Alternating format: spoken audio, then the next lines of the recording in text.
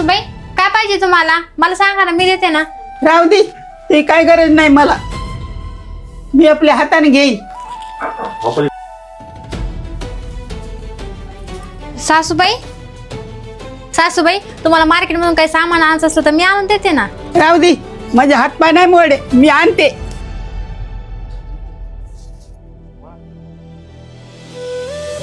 आहो ऐका ना, सासूबाईला काय झालं का माहिती हो. किती दिवस झालं माझ्यावर त्या नाराजच येतात आणि प्रत्येक गोष्टीला मला खवळतात त्या. मी लय प्रयत्न करते त्यांना खुश ठेवायचा, पण का माहिती त्यांना काय झालं तर. तू चिंता करू नको, मी बोलतो आईला.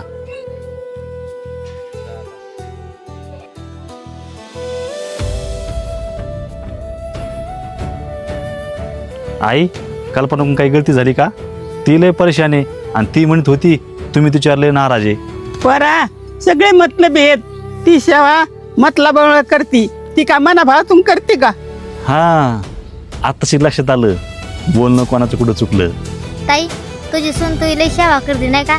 पण हे सगळं बघण्यासाठी गई आजकालच्या सुना सगळ्या मतलब येतात. नाही, मैसून लई चांगली आहे, महिला सेवा करती.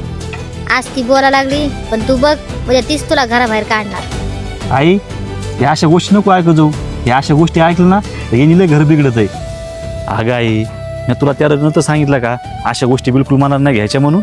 अगं आई, कल्पना तुपल्या वागण्याचं आणि पैशाचं काही घेणं देणं नाही. आणि अगं आई, हेच नाही, ती तर 4 महिन्यापासून पैसे जमा करून ठेवा लागली. आणि कशासाठी?